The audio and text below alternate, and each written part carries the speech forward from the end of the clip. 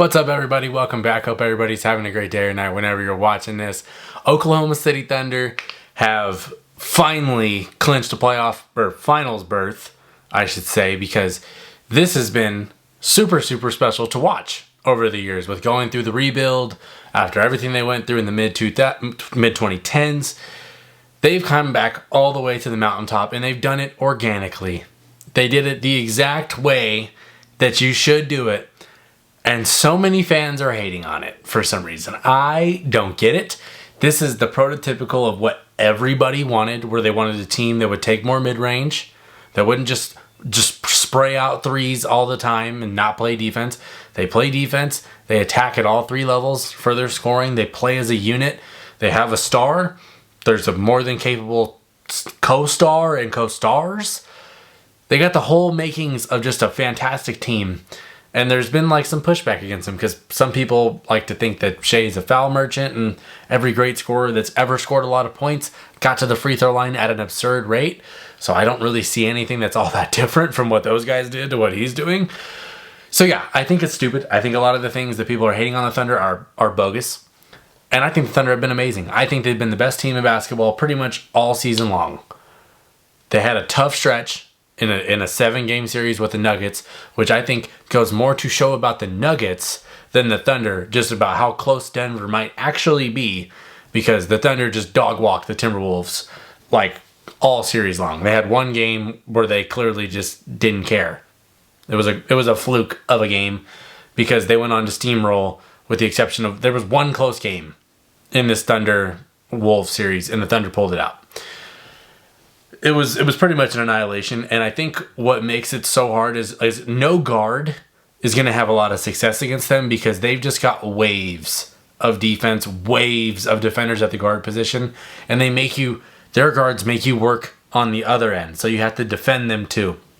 Like their best, I think Lou Dort was all defense this year. He might be their fourth best guard defender out of them all. He plays the most physical, but like Alex Caruso is probably the best one.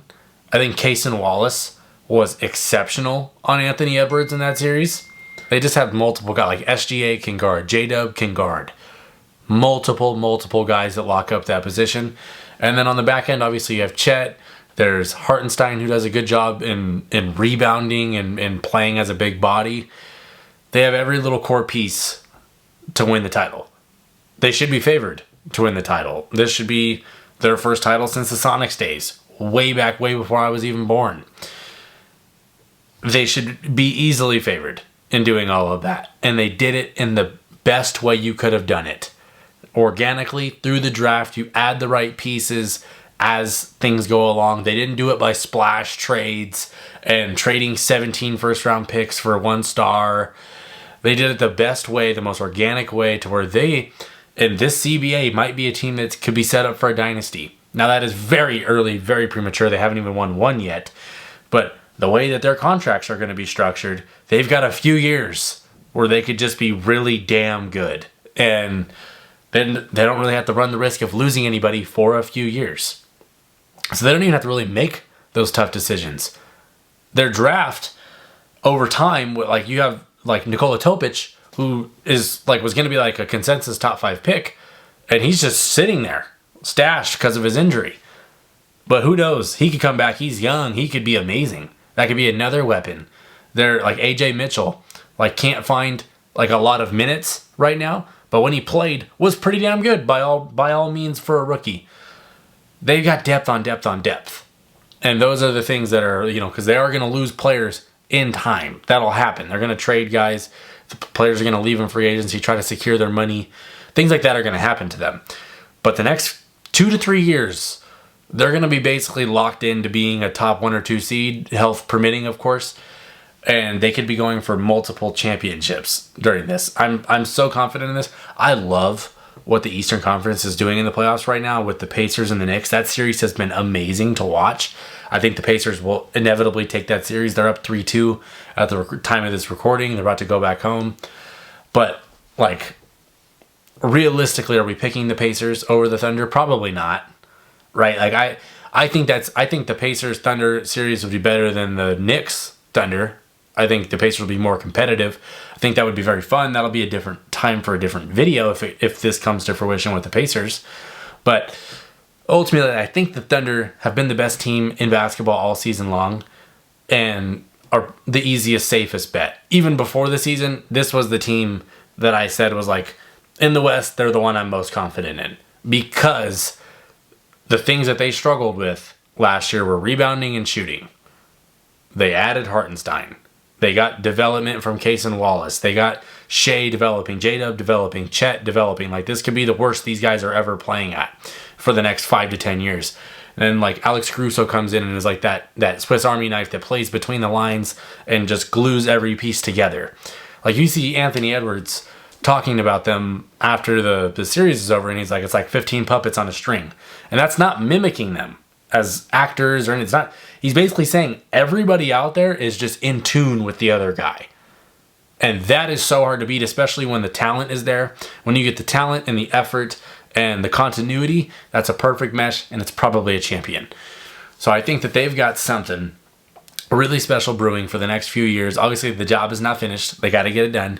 But they're going to the finals. This is the first time since, 2011, 2012, whatever it was, when they played the Heat. And when you had the Heatles running out there. That's not coming out of these this year. So the Thunder probably going to get their first chip. I'm not writing off the Pacers or the Knicks, because I do think that series could be pretty fascinating. But after what I've seen from this, we've got a 95 game sample size of the Thunder. This is the best team in basketball. But ultimately, they've done such a perfect job orchestrating this. Daignault's been awesome as the coach, has learned from his mistakes and coached them better as he's gone along. And obviously, you have the MVP. J-Dub has been stepping up to the occasion rather than last year where he fell short of the occasion. Chet looks better. They just look like the team.